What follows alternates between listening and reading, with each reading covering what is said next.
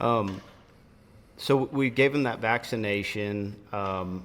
We've gave them like a Dectomax or an Ivomec injectable for some internal/external parasites, things like that. We're probably going to hit them with some kind of other worm or two, I would say, maybe like a Safeguard or a Valbazin or a Cydectin, something like that, to get some of those internals. And then we want to alternate those monthly, right? Right. They need to be Sure. wormed every month. I think that's key for a lot of things. And then we start talking about things like heel mites and stuff like that. There's a million different techniques out there.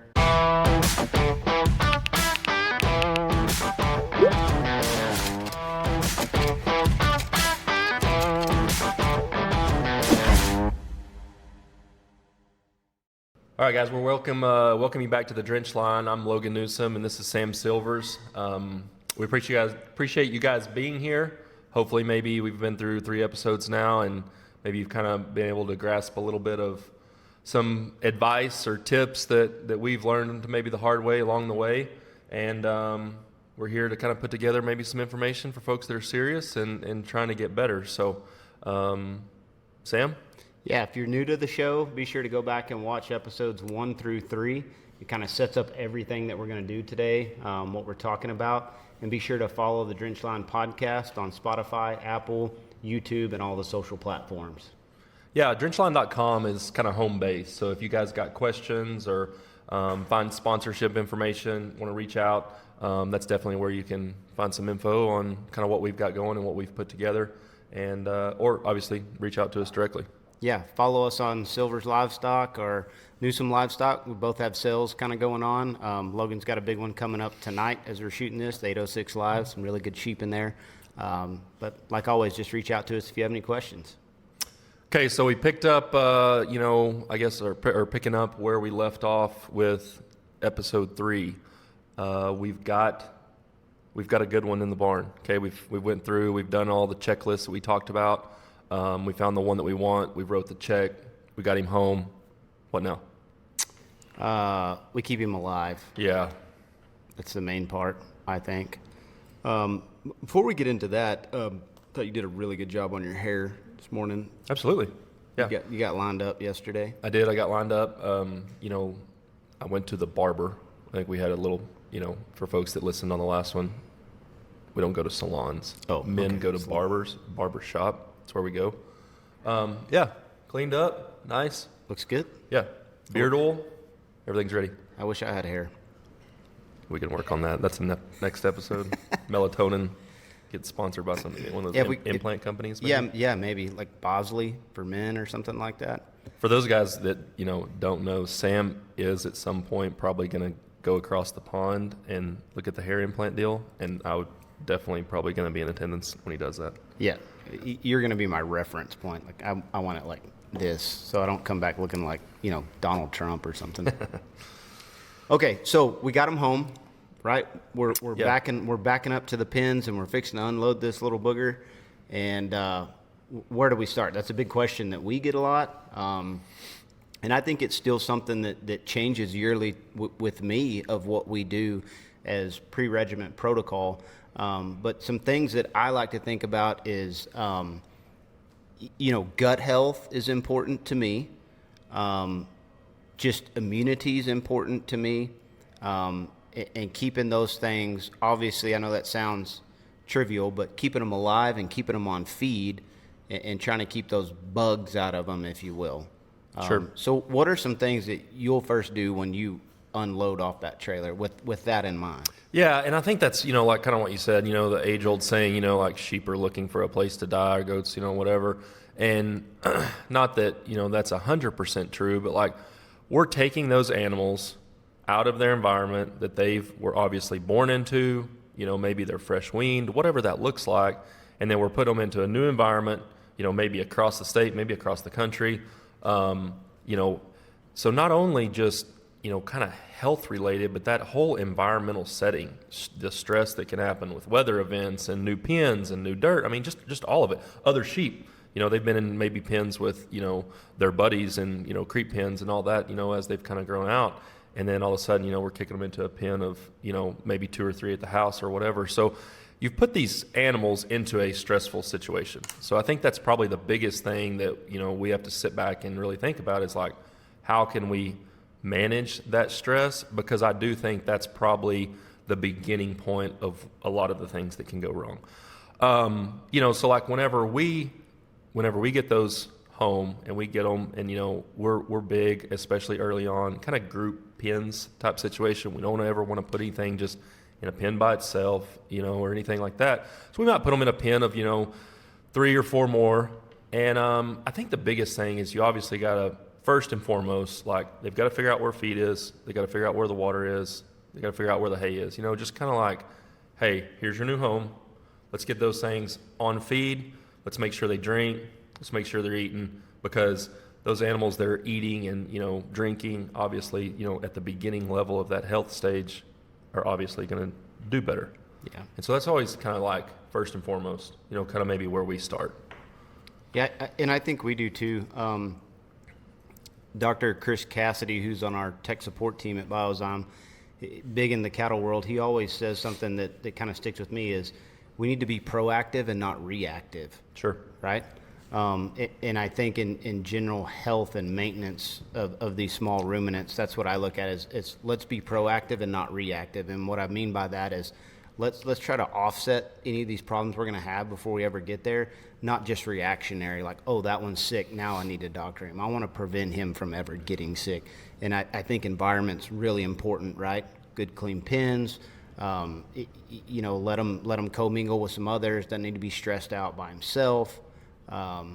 That's something that we do, all the time at our house. If we have a customer that comes and picks up, maybe they buy 1 lamb, the first question I'll ask them when they're picking them up is, hey, do you have any other animals at home? Yeah, do you need a feeding buddy? Do you need a feeding buddy? And I'll send a feeding buddy with Sure. them. Usually it's one that's not very good, or maybe it's a DD or something like that. Ewe-lamb type deal. Ewe-lamb. We do that a bunch, yep. And I just tell them, hey, you bring it back when you get another one, or, haul it to the sale barn later and send me the check. But I want that good one they bought off to a good start. Absolutely. Yeah, and I think that's, something that, we're probably in a situation where there's always sheep at the house, right? So it's easy for, and even like breeders or, families that might have multiple kids and feed a lot of them. But some of those families that maybe they just feed 1 or 2, or, maybe they're going to an ag facility type deal, and maybe they're the first ones that, might have bought something. So, like, I think that's important. Like, again, it's kind of going back to that whole stress deal. Like, you don't want to just take those things from day one and we're going to pull them out of, wean them, Yep. move them, all the stuff, and then boom, put them into a pen by themselves. I think that's just kind of almost like, the recipe for a disaster in terms of just things not getting a good start early on. Yeah. So what is it like whenever we're kind of talking about that, we'll kind of hit on this and kind of, as we kind of go down that road and, again, as we kind of work through this is obviously things that we do. I'm not by any means sitting here saying that it, has to be done like that. I mean, this is just things that we've done that we felt like, have worked for each one of our families and our management programs. But what is that kind of that, maybe some vaccines, deworming protocol, like what's kind of that protocol look like as far as day one, let's say day 1 to like 7, kind of what that looks like that first week. Yeah, and I know it's going to probably differ, but there's some things in my mind that I always worry about on fresh lambs. And one is cocci, right? 2 is respiratory. I'm worried about that. So I'm worried about cocci, I'm worried about respiratory. And then probably 3, the big one for me now with this whole leg wool thing is external parasites. What Sure. I mean by like, heel mites, things of that nature, maybe ear ticks. And then probably lastly, I'm going to worry about like CDT, overeating, tetanus, that kind of thing, and maybe some internal parasites. So I guess that's 6 core things, what I would call the core things that I want to manage and get rid of.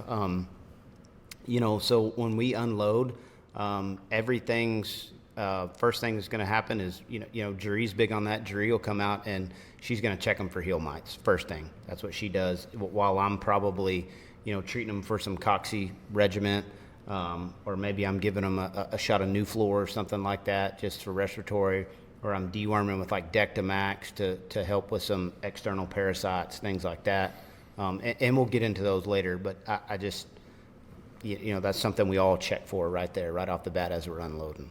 And then, obviously with Jeree, and that doesn't surprise me at all that she's like the leg wool, queen. Nazi. Yeah. Like, do you start wrapping them immediately? Not immediately, but she will wrap them within probably the first 2 weeks. Yeah. Inside joke. We'll obviously get into that probably in later episodes, but Jeree definitely is the person to probably reach out if you need to talk to someone in the Silvers household about leg wool regiment. Yeah, so like, I taught similar her everything she knows. Yeah, similar situation to what we do. I think that, the CDT deal, like we talk about that, and kind of our rule of thumb and growing up was always like anytime you move them to fresh dirt, hopefully you got those animals from someone that has a good vaccine program. Most breeders, if not all, are obviously taking care of that. And those things have probably had, their initial one and then probably a booster, maybe at some point. That's kind of what we try to do. But we still always we'll CDT them whenever we get them in. And then kind of like what you said, like some sort of internal, external parasite program. We do different things as far as, kind of our cocci treatment.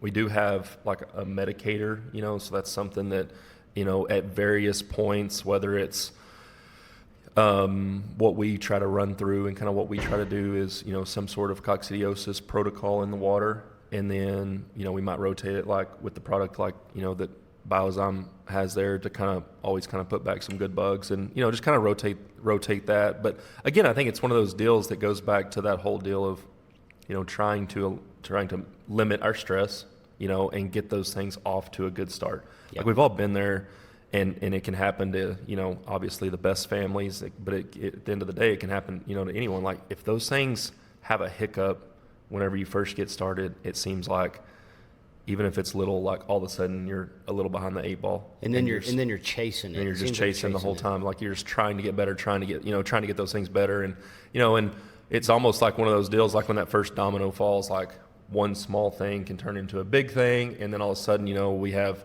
again, we talked about it, like as we kind of introed this episode. Environmental changes, like we're in, Texas Panhandle, Central Texas, Southwest, like we're fixing to get into the middle of summer. Days are going to be 100, like trying to keep those things cool. They might not eat as well. And so then all of a sudden, what started off as maybe an issue that could have been treated with 3 days of medication or, a good practice early on. Here we are, and, those things get skinny, and you're just like, dude, we're in trouble. It's summertime. It gets hot. They're not eating great. And then you're fighting that all summer long, and it seems like you can't ever catch up until like almost the fall. Like we've kind of ran into those situations before. And I think this is the point too when you get home, that you need to have a really good established relationship with a veterinarian. Absolutely. A small ruminant veterinarian, one that knows small ruminants, because this is where it's going to come key, because there's so many things out there not labeled for sheep and goats, and you just have to have a really good a good relationship. And that's the deal. And like we're fortunate, like we live in areas where, veterinarians are available, especially on, small ruminant side, and, guys that maybe not necessarily are like as in tune with maybe sheep, but like, they've been around livestock, large animal stuff, and I know that probably some of our listeners, because we've got some of those families that, they run into that deal of like, okay, and this is obviously stereotypically speaking, but like bigger cities, like, small animal clinics are on every corner, but like getting any assistance from someone that knows something about maybe large animals can be challenging. So, we have some of those families that, might be in some of those areas, and I'm like, hey, call this guy. I know he's, 3 hours away from you, 5 hours away, whatever, but like we've got to have a relationship with some sort of, vet that can help us kind of get through some of those situations. Because even, me personally, that I feel like I've seen as many issues that can go wrong, sheep and goats, from lambing all the way through the show world, you still run into those deals of like, what is going on here? Like, how can I, I've done this and I've done that. And even it's good just to like have dialogue with those guys, Absolutely. like, hey, this is what I'm seeing, like, and just, different ideas. Hey, will we try this? Or, hey, we're using this, medication a lot on respiratory issues and having great success. Something I hadn't thought of, something I hadn't heard of. Maybe it's something new, have a good relationship with those guys. Like, it's imperative. And we're probably going to, I know as we go through this, we're going to make some suggestions on some products that we use and work great for us. But the number one thing is, and I'll caution the audience, is don't just go do it. Consult your veterinarian first before you do anything. I think it's imperative that we say some of the products on here that we're going to use, but always consult your veterinarian first before you do anything. I like to joke with our families, and I say this, 100% in a joking manner, that like, I'm a practicing vet. The state of Texas just doesn't recognize it. Yeah. Like, we see enough things that, sometimes some of those vets might actually probably, have some dialogue with me and be like, wait, you saw what? Yeah, but the state of Texas does not recognize me. So please make sure and contact your local veterinarian. So let's drill down on some of those products, right? Which seems common to us, but it might not to others. So CD&T, why are we giving them 2 cc's of CD&T when we get them home? Yeah, so that's and I think CD&T is kind of a funny, vaccination practice. I remember growing up and showing, and like our protocol at the beginning of every month was we gave CD&T and we dewormed them. So monthly we gave that. And I would say personally, we've kind of gotten away from that. That was maybe a Papa K deal that, he just always did. And so that, that's what we did for a long time. But now I would say our practice is probably maybe every 60 to 90 days on a CD&T booster. Again, we talked about that early on. Like, that is a vaccination for sheep and goats that your breeder probably did early on. Mm-hmm. Personally, what we try to do is we hit the ewes before they lamb, so that hopefully some of that can be passed along in the colostrum or in the milk. And then we'll hit those lambs whenever we usually tag or I guess not tag, but whenever we band tails, mark sheep, whatever. And then we'll usually hit them again whenever we kind of call it our booster. Hopefully, kind of in that, I'd say 45 to 60 days, maybe kind of pre-sale time frame, whatever. And so those sheep and goats have hopefully had at least 2 shots. Yep. I mean, that's pretty standard, I would say, across the board. And then we try to come in, again, like I said, and Papa K used to always say, anytime you move them to new dirt, I know that, and I'm not going to sit here and act like I'm, Clostridium perfringens, expert, but it is a, bacteria that can be, in the dirt, and so in the soil. And so I always tell those families whenever they take one home, hey, they've had 2 shots, go ahead and hit them with a booster. Just kind of cover your bases there. It's easy, it's cheap, and it's just such a good safety net. Because CD&T is one of those that's very unique. There's no, hey, I think they might have CD&T. They're either there or they're dead. I mean, that's the reality. It happens fast. It's not something you can necessarily treat. It's just something that kind of comes on quick. And then obviously the tetanus piece that would be the T in that particular vaccine. So that's I guess a little bit of the why. Not diving too far into it. Obviously anyone can Google and kind of get you some knowledge on that particular disease or for the prevention of tetanus and clostridial type bacteria that can really affect them. And I think probably help ward off some subclinical acidosis. I think we see a lot of that in the summer times when we're feeding them high grain loads and we're trying to push them, and we mask it with other things.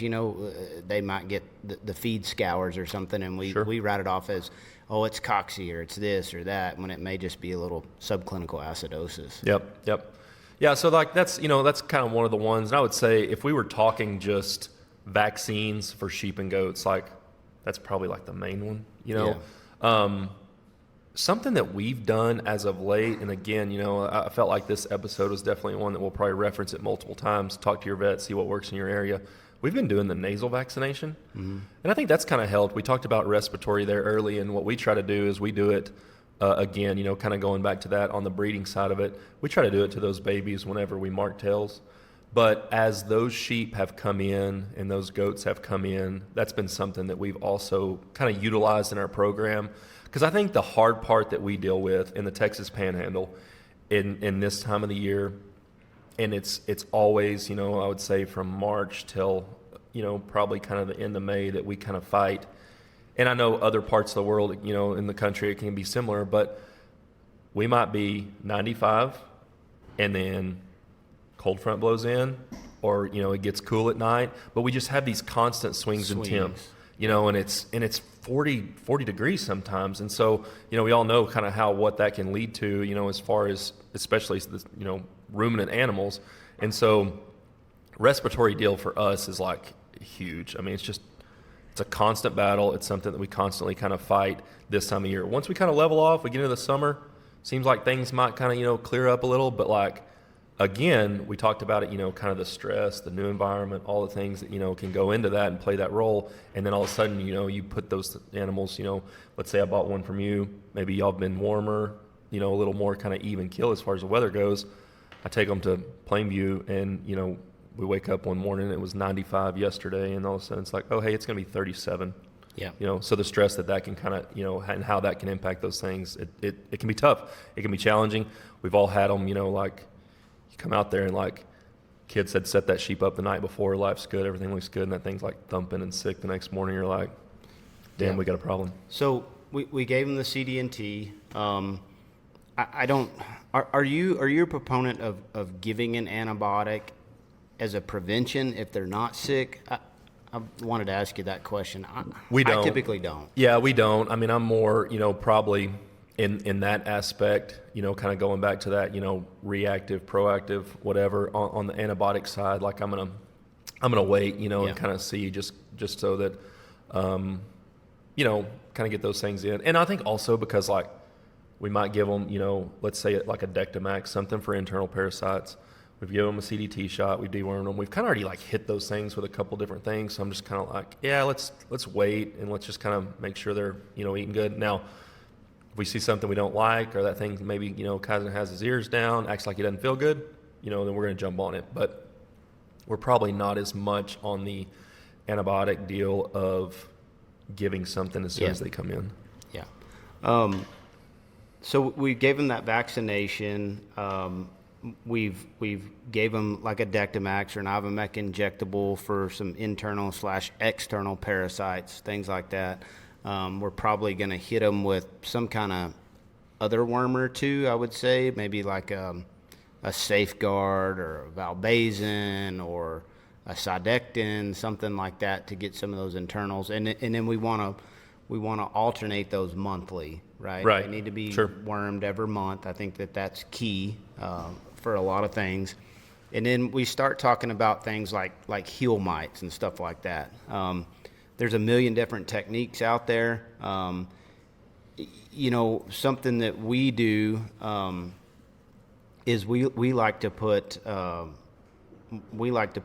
Ivomec Poron on their heels to try to get You those just like killed. put that in a spray bottle? Like No, we just put it on there with our hands. We'll get them on the stand. We just kind of pour it on there on the back of their heels, and then we'll just kind of rub that in, let it set a while. We may do that for 3 or 4 days in a row just to try to get as much heel mites, because it seems like when you lose that hair right around that, right around their heel or their hoof line, it's hard to ever get it back, and it just looks kind of weird. Well, and I think as we talk about that, and you kind of hit on it a little bit, like obviously, we're trying to manage that because, the leg wool deal is a thing that we, are paying attention to and trying to be aware of, and so early on, and I always joke with people like sheep are stupid, but I don't believe that they just wake up one day and think I would like to chew off all of my leg wool. Yeah. Like while you're at school and this leg wrap came off, or you're at work, I think I would like to just eat this show side front leg to the bone, right? There's a reason for that. There's a reason that they did it, not just 100%, because of their intelligence level. And so the reason, might be that there was something there that was obviously bothering them, and then it kind of becomes, just this, 100% this domino effect. And so, for the listeners out there, as we kind of talk about, external parasites, and what we're talking about in that capacity is, why those things might be trying to mess with their legs, chew, etc. So from that point, we've got them vaccinated and we've got them dewormed. We've looked at this hill mite issue. To me, it's about getting them hungry and keeping their immune system in check. You talked about having a what do you call a medicator? Yeah. Which we have a medicator in our barn. It's something that we didn't do until last year, but I think it's the best $300 I've ever spent in my Sure. life. Dosatron, a 1 to 128.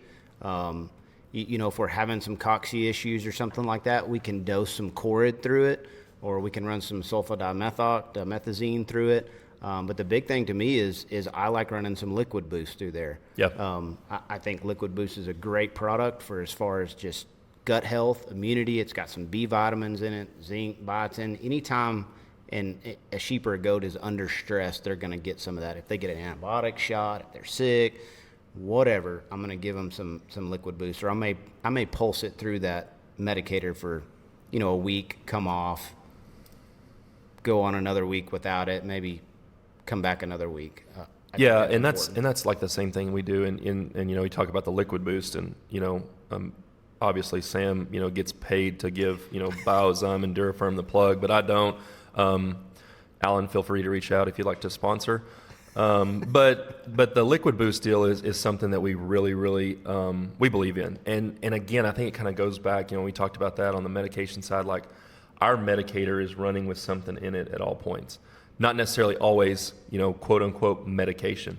If we're running some Corid or some sulfa, or maybe even some of the powdered Linco, some of the different things that we do, I always try to follow that up immediately with the Liquid Boost or the concentrate. I know you said that you use the red one, Liquid Boost. We use the Hydro Boost, the concentrate, and the blue one. But I also think, and this is just an observation that I've noticed, and I've always wanted to put like a water meter on our medicator. When we're running Hydro Boost, I feel like they drink more. Like, I don't know if there's a flavoring in there, or maybe they're just feeling good or whatever it is, but like, it always seems like when we're running that, and this is just me noticing on the medicator, and how fast, whatever product is going down. When Hydro Boost is in there, they're drinking more. Yeah, that's probably something y'all put in there to sell more of it. Absolutely, it has to be. I knew trade secrets. Trade secrets. Yep. So do we want to talk about cocci? And that's something I feel like we all face. And what do y'all do at Newsom Livestock for prevention of cocci, to treat cocci? I know there's a million different things out there that people do that work, right? The biggest one is, again, talk to your veterinarian. Something for us at home is we're big on making sure that Rumensin is in. It's not labeled for sheep, it's labeled for goats. I know that, but to me, Rumensin is key to really stopping cocci. And the best way that it was described to me is, this has been years ago, is Rumensin will kill cocci at any point in the life cycle, or stop it at any point. Whereas some of those other ones, it'll only hit it at a certain stage in the life cycle of cocci. So that's why Rumensin's, to me, is important having it in the diet. Yeah, and that's obviously a product that's big in our world, big in the sheep and the goat world. Again, maybe whatever you call that, extra label, off label, however you want to kind of talk about it or go about it. So obviously a product that's in the feeds already mixed in. So if you're listening out there, that's not something you go and buy off the shelf. That's not something you go to your feed store and ask them where they're keeping their Rumensin. Yeah. But yeah, cocci to me, and what we see, is probably one of the most challenging. Cocci to me is probably one of the most challenging things that I think we face and our customers face, especially during the summer and maybe while those animals are developing. You talk about rumen development and just things like that, but just as they're growing, as they're developing. And I think the thing that I probably see that can be the most challenging is, maybe originally you think about coccidiosis and you think bloody scours. Like, that's always kind of been a thing that, people kind of correlated with. What I've noticed and what we've seen is and I call it low grade cocci. It seems like they might not have to be scouring, and they could have just enough that's almost like pulling on that animal to where they're not thriving. And I think we see that a lot in the sheep and the goat world, especially it seems like maybe during kind of the summer months or maybe right after you got those animals, right after you got them on feed, whatever. It seems like maybe just some low-grade cocci. They're eating, they're not scouring, they appear that they're healthy and everything's good, but like you can just tell they're not thriving. Yeah. And like, again, this is just my personal opinion, but like, I feel like sometimes you can go and you can handle those sheep. And like, if they're muscle shape, if they're a sheep that, you know, we went through that whole checklist, we bought the good one, we bought the one that we want. If they're muscle shape or they're like stifling butt cheeks, you know, like you feel like, hey, that thing's just not like. Almost like they're kind of melting. Melting, yeah. Like it's just one of those, yeah, like almost like wasting away. And you kind of just look at them and you're like, dude, I screwed up. Like, what is wrong with this thing? Because we get that call a lot like, hey, this thing looked legit when I got him. I gave $1 gazillion for him and he's just not doing it. And like they'll bring him to the house or maybe I'll swing by or they'll send me a picture and I'm like, where are we kind of at on our cocci protocol? Well, oh, he doesn't have the scours. No, he's fine. Yeah. All right. It's maybe something that's just like pulling just a little bit to where it's like, again, you know, kind of talk about that. Like they're just not doing what you want them to do. I think that again, that's where the relationship with the veterinarian comes Absolutely. in because it doesn't cost a whole lot to bag some of that up and take it in and get a stool sample. I'll still do that. If something's not right at my house and I'm kind of going through that, I'll pack it up, run it up, and we'll look, okay, what's our cocci load look like? And, you know, that's a good indicator to tell you what's going on there. So we've gone through that. We've talked about Rumensin. We've talked about some Corid in there. We've talked about Corids, sulfas, things of that nature. There's some other compounded stuff that you can get from vets. It's like Toturazil and vitamin E and stuff like that. The mix, it works really good. But I think the prevention and making sure that we get cocci out early is really important to a good start. Absolutely. Yeah, that's something, again, you know, we hit on it now, you know, for a little while. Like, it's just one of those things that can put you behind. Way behind. From the get-go, and then you are playing catch-up, chasing, you know, the whole time, and it is, like, it's frustrating. Like, we've all been there. We've all seen it. Like, it can be so frustrating because you bought one of those things that you feel good about, and then you get home, and it's like, what is going on? Yeah. And we're dealing with it. I mean, we're dealing with it right now. We've had this rain come through and set in, and that seems like when we see it, we've had these wet days forever. You know, glad we got the rain, but it does make it hard on. Challenging. It makes it very challenging. We're back after a slight tinkle break. Yeah. No, I felt like that was a good time to take a break because, like, you know, we'd been so serious, coccidiosis and medications and everything. And obviously you got a little more of like, you got a relaxed feel about you now. Yeah. Like you thought, I'll just lean back in this chair and I'll just grab this mic. You kind of look like a different version of Eminem whenever he, you know, is on stage, like, you know, grab the mic and like shout out. I think you're supposed to tilt the mic up though. Yeah, I don't think I'm going to do that. You don't feel like that? Okay. And I think that's a good time. Like, okay, so we've been like super serious, like on this, you know, first part of this episode, and it is like, it's obviously, it's important stuff. Like, you know, health of that animal. We've wrote, you know, the check, we've paid, you know, money for this thing and like getting it home. So like the health of it, like it's like one of the most critical times. Let's lighten the mood a little. Okay. Let's talk about how you halter break your sheep with rope halters. So this is no rope halters, only chain. This is where the tears and cussing really comes in. Fact. But I want to add on there, like right quick before we get into that, because we went through all the little stuff. We really didn't talk about environment, and I think it's important for the viewers to know that you don't have to have the Taj Mahal to Absolutely. feed good sheep. Good point. And win. As long as it's clean, right? It's got good airflow, especially for those summer months, and you can keep them warm in the winter. Yep. You're fine. Yep. You don't have to have the Taj Mahal. You don't have to get hot take. You don't have to get into a measuring contest with your neighbor on his barn. Absolutely. I remember one of those families whenever we first got started. It was a wooden lean-to shed, you know, and like the wood part was the feed room. You know, it was older than all of us combined. Had 3 pins made out of Jibo's panels. Yeah. And hey, they were like pretty successful. They're actually one of those families that has like 8 of those H trophies in their house now. Ours growing up was a lot like that. Usually had to like fight off a rattlesnake every morning. From time to time, because they were going to be under the feed room or something. Yeah. Yeah, good point. Yeah, clean. I know you guys are like, dirt in your pens. We're shavings in ours. Like either one is obviously fine. Like, each one, probably has its advantages and disadvantages. So, but let's talk about that for just a second, right? So your barn is probably a little more, I would say a little more closed in than my barn. Yep. But I see the reasoning behind that because of where you live. Constant high winds in the spring, stuff like that. I mean, it kind of needs to be that way a little bit, whereas ours is completely open to the south. We get a nice south breeze all summer.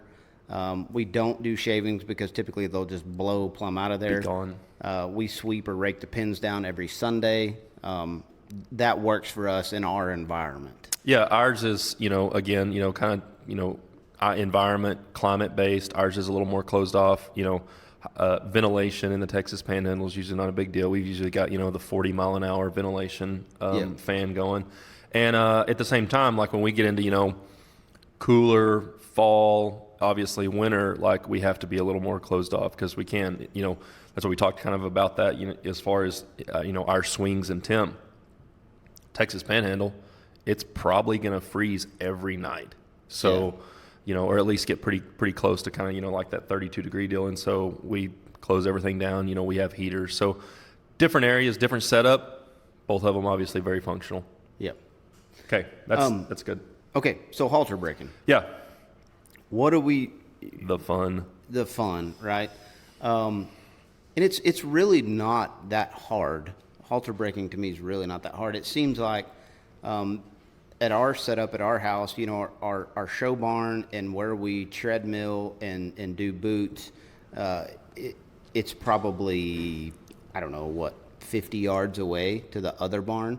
So they get halter broke and broke to lead pretty easily because we're going to be taking them over there quite a bit, at least a couple times a week, trying to do boots and leg wool on them and stuff like that, or weighing them and tracking weights. That's where our scales are. Wait, so do you think that you spend more time like this is obviously past halter breaking. Do you think that you spend more time walking your sheep, getting them out of the pen, laying eyes on them, kids actually putting hands on them because you have a good leg wool exercise regimen?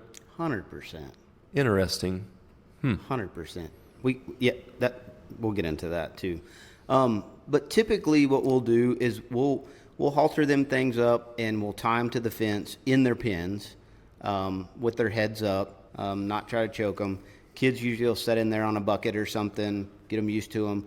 That's the initial halter breaking process, just getting them used to having that on their head, where they're not just sucking back on the fence, jumping around, falling down. If they do, one of the kids or myself or Jerry's there to prevent anything happening. But I would say the first, maybe 4 or 5 days, let's just say a week. The first 7 days is just them tied to the fence. Tied to the fence. Yep. Yeah, same deal. That's what we do. We have the benefit, at our house that not everyone has. We have Cub, so we can tie him to the fence, and then Cub probably has, like a sorting flag in his hand, and he's like running through Dennis the Menace style. So that kind of gets a lot of the, let's say piss and vinegar out of those things rather quickly. So, but yeah, tie him to the fence, stand there, let them get used to it. And I think we talked about it, on the last episode. Again, that rope halter versus chain halter, like this is where we talked about the benefits of that. Like they can fight that chain, but it's like gives them just enough of some tension there that they're like, hey, that hurts. I can't get away from that. Where that rope deal, not only can they pull on it, but kind of like what you hit on, like they can actually cinch it down so tight that we could run into some other issues. Yeah. So then we talk about. We've got them broke to that halter. Now we want to start teaching them to lead, right? And this sounds really basic, but what do you do there at Newsom Livestock? Yeah, it is, and ours is probably pretty basic. Kids get them out, and we head down the road, And again, kind of jokingly, but we might have Cub with a sorting flag behind them, and it is like, let's be honest, it's a pain in the ass to start with. It's not hard. It's just a pain, and I think one of the things that I probably yell at the kids about as much as anything is they just take off like dragging them and pulling them. and then they're just so confused on why they won't follow them.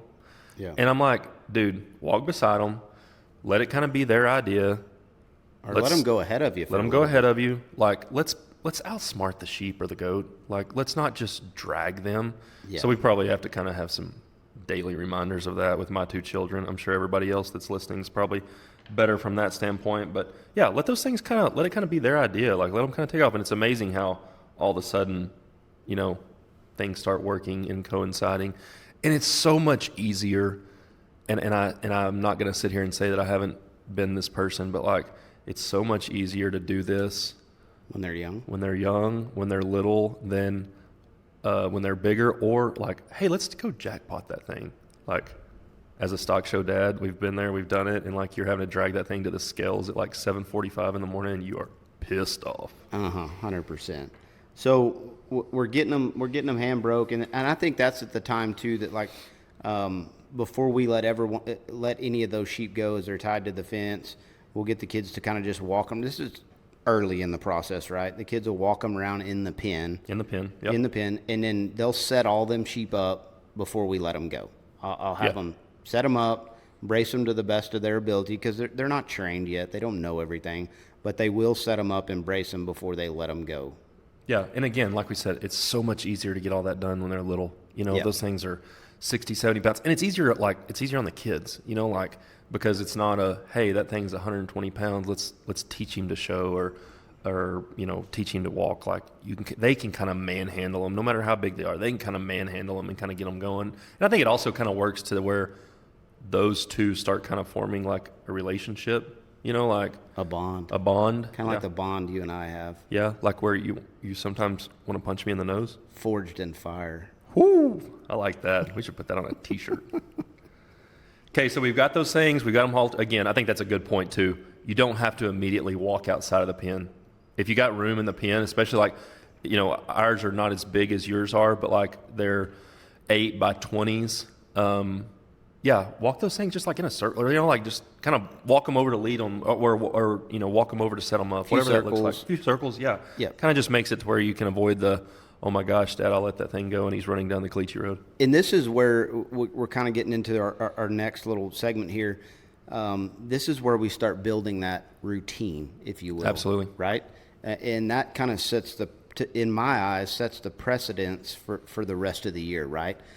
Because I think routine is key to successfulness. Yeah, I can get behind that. So we're doing that, right? And this is when we're going to start integrating like our leg regiment. Maybe we start getting them on the, you may be different than me, but we'll start getting them on the track at a pretty early age. If it's just once a week, it's a light breezing. Yeah, everything's skinny at this point, but we still get them broke to the track. We get a little bit of exercise. I think that's important because I look at these things as athletes. Yep. And a professional athlete works out every day no matter what. Yep. And I think it's kind of like a bell curve to me a little bit, right? They might kind of start going down a little bit in terms of like condition and fleshiness, but then they're going to start catching up, right? Their body's going to catch up with what they're doing. They're going to start metabolizing everything. That's when we start getting it. But again, routine, right? We get them on the track maybe once a week, trying them out. We're going to get them on the treadmill once a week just to get them used to it.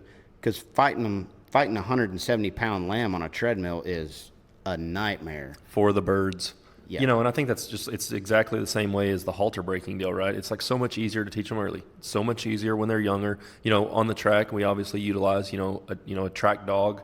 It's kind of that same deal. Like, it's easier to get those things broke to that and scared of that dog and get all of that out of the way. If you do need to do a little stitching or sewing or, cosmetic work there, like, it's better to get all that done and out of the way as opposed to, oh, hey, that sheep weighs 140 and he's fleshy and I need to be tracking him. Doesn't work. Bad idea. Like, it just absolutely doesn't work. Like, I don't care. I'll leg wrestle anyone that argues with me on that. So your leg regiment, I would assume, is a lot like ours. I've been to your place and I've seen your wash rack area and stuff. We have like, I don't know. So our pens are set up different, but typically we'll feed 4 to 5 head per pen, right? And that's what we call a group. So in our wash bay area, we have 5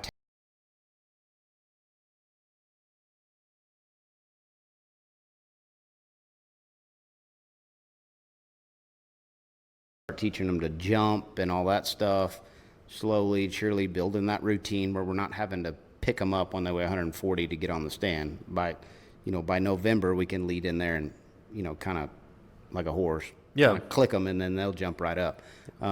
We'll do our leg wool regiment, which I would assume that's probably going to be a whole nother episode on just leg wool stuff. Probably. That's something, we'll have to dive into that. Typically what we do is like we'll start their leg wool, we'll rinse, condition, blow, all that stuff. And then we'll jump them off. We'll run them across the treadmill. Maybe run them across the scale. Our scale's there. We have a big whiteboard in there. We track weights. Right now, we just kind of track weights once a month, but we'll get to where we track them weekly.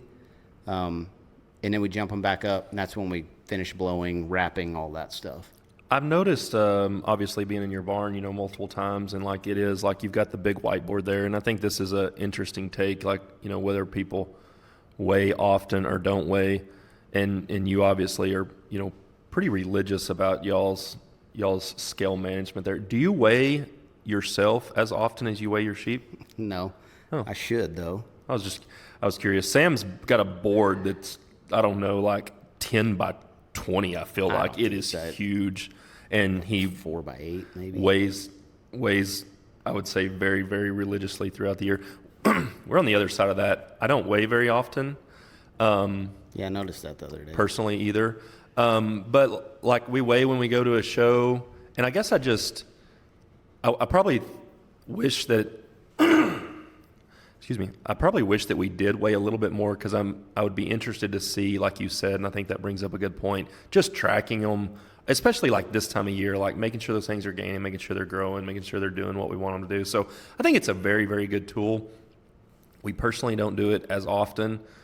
But at the same time, when we start jackpotting, I guess that's when I'm usually like, because I do keep everything on my phone, and I'm like, okay, he weighed this, and then 3 weeks later we took him out and he weighed that. And yeah, I don't know, different strokes for different folks, I believe is the term. I guess I like looking at it too, because I've noticed a trend over the past like 3 or 4 years is like we have these steady gains kind of through the summer, and then it seems like every time about like October, November, when the weather finally starts cooling down where we live, that's when you start getting huge jumps. Yeah, big jumps in them. And now I know that, hey, October, November, we're fixing to start seeing some serious gains here, and we might need to start dialing some of these back or doing something, right? Because they're going to start, I have some that'll jump 8, 10, 12 pounds in a month. And you're like, oh my God. I think that's the part that, if you're listening and you're, curious about, making your program better, I think that's the part that everyone has to keep in mind is it's different in different parts of the country, right? Because for us, when it starts getting cold in the Texas Panhandle, like our stuff's done. Now, we're fortunate up here because we might be 100 degrees middle of the summer during the day. It's going to be 71 at night. Like, it's amazing. Yeah. You want to sit out on the patio. In the evenings or early part of the, in the mornings, until 10 o'clock, 11 o'clock, we might not turn fans and portacles on. So we catch a lot of our grow and our gain. And you've been to the house and you've seen it, sometimes like, oh my gosh, your state fair sheep are like huge, blowing through but like at some point there, when it starts getting cold and things cool down, like we're done. I remember a couple of years ago, we had a sheep that I was worried about, like I thought he was a little big, and I knew he was probably going to be like one of our Houston options. And I think between Thanksgiving and Houston, he gained like 5 pounds. He just kind of got there and he was done. But we started getting cold, things kind of shut down. So it can vary depending on where you live. Again, we kind of talk back about that, the environment and, different situations, different settings, whatever. So just because maybe you're ahead or you're behind where maybe somebody else is at that time, like think about where your environment is. Like, okay, I know I'm going to catch up whenever we get to this fall. That's whenever our stuff really kind of takes off, or this or that or whatever. So keep that in mind if you're a listener. You're kind of thinking about that, like, oh man, that seems like that might not work in my area. Might not. Your situation might be different. Okay, so you kind of hit on that just a little bit, and we kind of went off on the weight kick or whatever. Talk about that kind of that initial treadmilling. You said run them across the treadmill. Kind of what that looks like, for those guys that might be. just learning or, kind of what you guys' routine injunction there looks like. Obviously, you don't jump them on and go 100 for 5 minutes right out of the gate. Yeah. So typically we'll just kind of jump them on there, get them in position, and then we may just start them out on one of the lowest speeds there are, 1 to 2 minutes, and that's it. We're not really trying to fix anything or do anything. We're just getting them used to it. And then we slowly, I would say over a month, we slowly start building that up, right? Build the speed up, that kind of thing.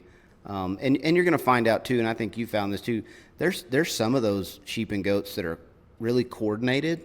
Sure. I mean, they're gifted with an athletic ability, I think.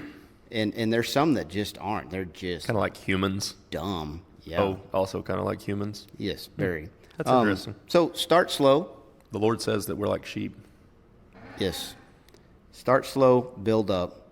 And again, establishing that daily routine. So I'm going to ask you this question. How important do you think it is to have that daily routine? Feeding at the same times, things of that nature. I think you know the answer to that because you've been around me, and, I'm pretty punctual.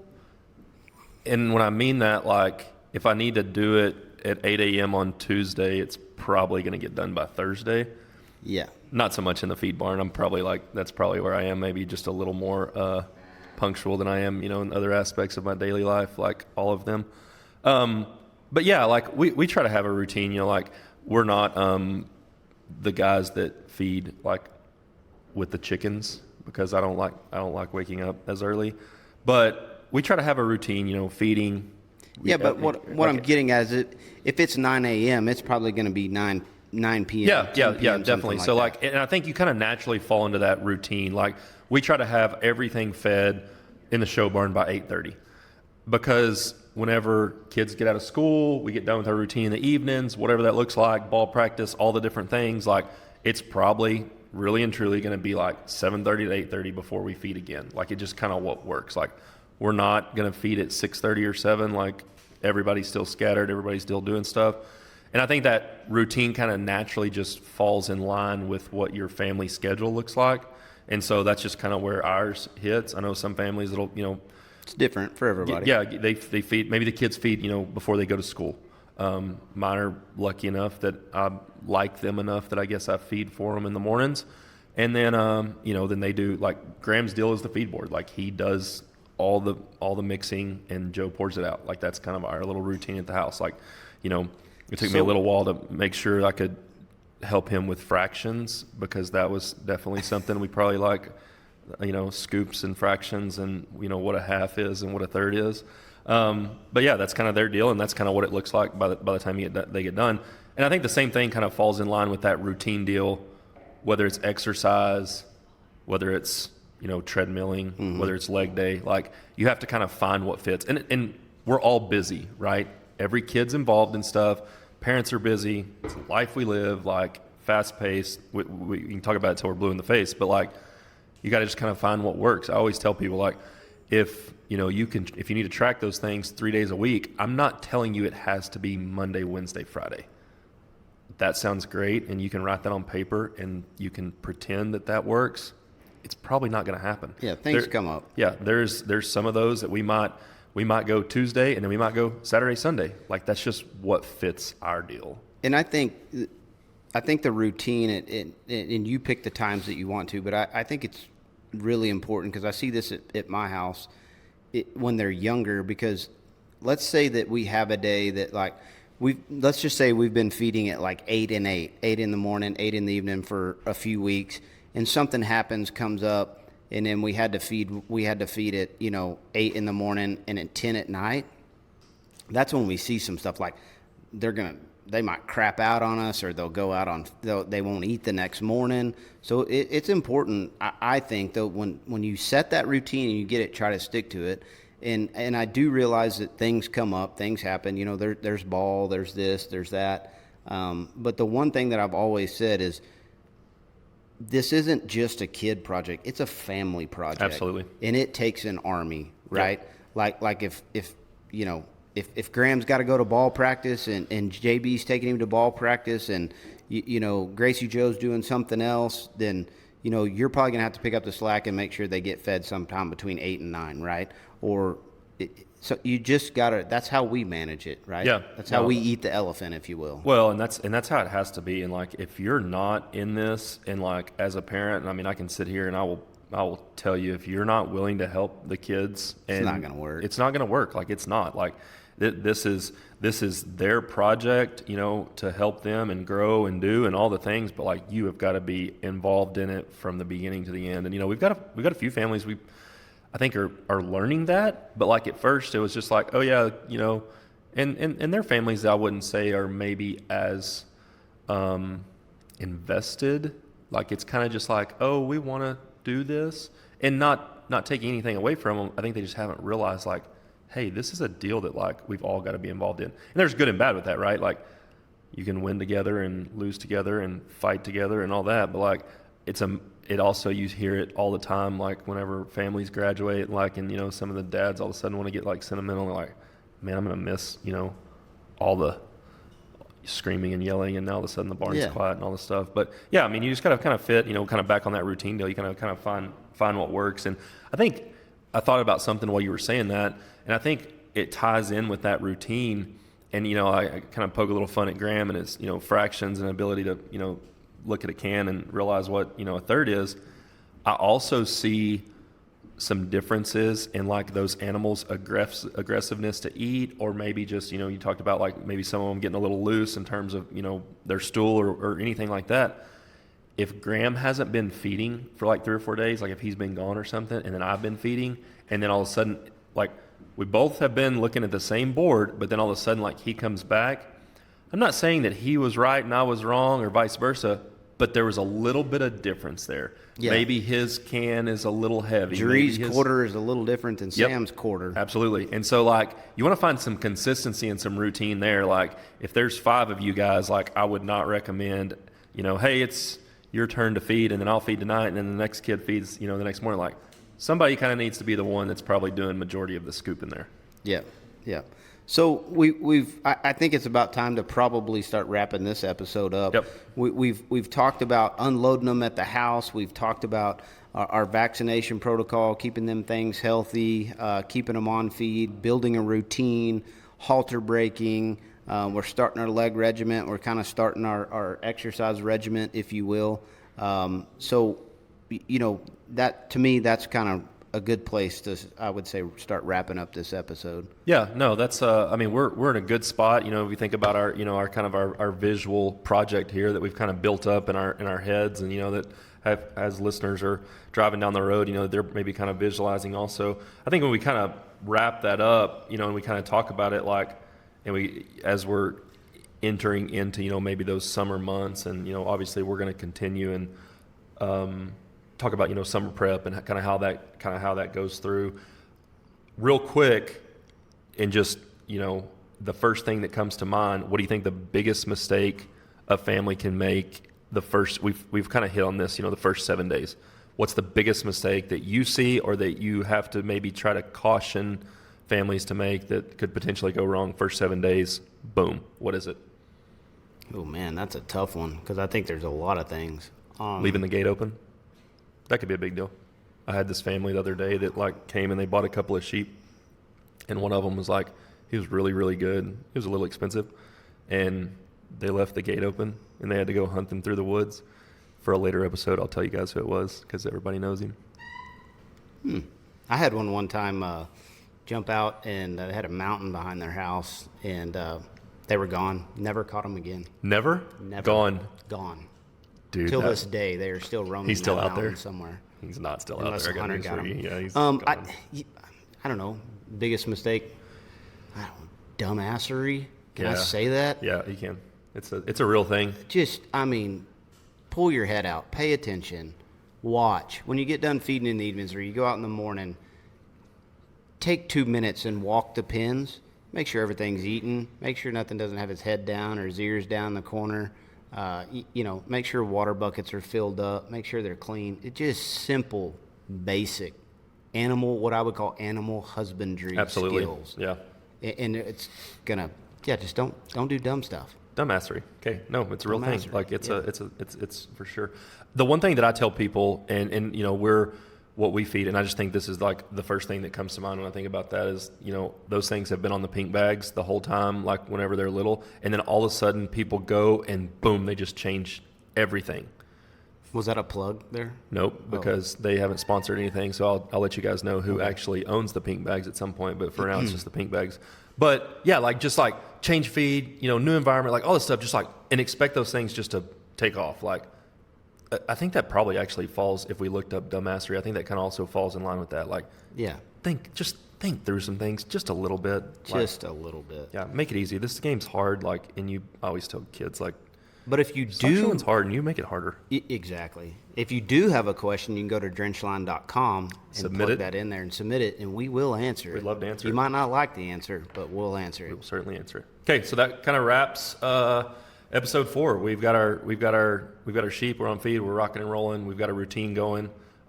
We've walked him across the treadmill. Sam's weighed him 17 times now so far, and we're ready to kind of get into our summer prep and start thinking about what those things are going to grow out like. Maybe, kind of hitting a few jackpots, all the different things that can go in. So, Sam said it. Drop us a line. Any questions that you guys might have, submit them. We'll try to catch them. I think this time we have one that we were going to talk about that Abigail submitted. Yep. And she was curious as we kind of roll into this, and I think it kind of ties into what we're going to talk about, as we move through episodes. Summer jackpots. Yep. And drenching. Yeah. Obviously, a big deal on the Drench Line Podcast. Whenever you go to a summer jackpot, what does that look like as far as your drenching protocol? I know in the last episode we talked a little. If you hear that I'm going to the jackpot, you go into super prep mode. Mm-hmm. I mean, you are full bore, fitting legs. Tim's going to be there, blue ribbons on. Tim's there. It's wide open. Now, going for the throat. Going for the throat. Yep. Medina Meltdown 25 4 for 4. Just 4 for 4. Just the put the whoop on them boys. BTA is what Michael Irvin says. But what's that look like in a summer jackpot, and what does your drench protocol look like as compared to maybe what you might do in the spring in a major show? Yeah. So I think Abigail, that's a great question. Me personally, for jackpots, it's hot. It's in the summer. They're young. We're still trying to get their guts lined out. We're trying to get everything right. I am not a big proponent of drenching with a bunch of stuff while at a jackpot. Typically what we do, hay, feed, and water at jackpots. That's what we're big on. Now, if I'm there and I am really losing one, I can tell that he's stressing hard, just doesn't look right, I might add some electrolytes in there, something like a Resorb or something like that. But I typically do not drench with anything at jackpots. It's hay, feed, and water. Yeah, that's we're the same deal. We do Dine water. I'll put a little what I call a dollop of Dine in there. I think you kind of get a little sugar, little energy, and it kind of sweetens it up. So they maybe kind of drink a little more when you're on the road, not the show. I do try to at some point, and it usually happens more probably at our fall fairs. I try to start kind of figuring out how those sheep or goats will react to maybe what we're going to do in the spring. Start off with our base drench, and I won't go Crazy. 3 or 4 days out like we would at, a major show, but if we're going to show on a Saturday, Thursday evening, I might start them on a little bit just to kind of see, because I think that can be important, because we've seen each one of those, they react different, but some of them, they might gas up, kind of air up on you, and, just kind of have, kind of that full sloppy look. And so you're like, okay, that didn't really work great. So we do that a little bit more, but that again is, probably later on in the year, fall fairs, shows that maybe it's going to be an overnight deal where we're unloading them, and, you kind of get into a little more of that. But if we're talking about these June, July, August jackpots, I don't want to sour their guts with a bunch of stuff. Yeah, I'm more interested in probably going and swimming than I am going back for the 9 o'clock drenching. I don't know where you're at on swimming pools. I'm not going to do the 9 o'clock drench. No, you definitely don't do that. You don't like to get in swimming pools either, so it's a no fun zone. Okay, that wraps up episode 4. Love to have you guys come back, listen, follow everywhere. Newsom Livestock, Silvers Livestock. Follow us on social, and we'll see you guys next time.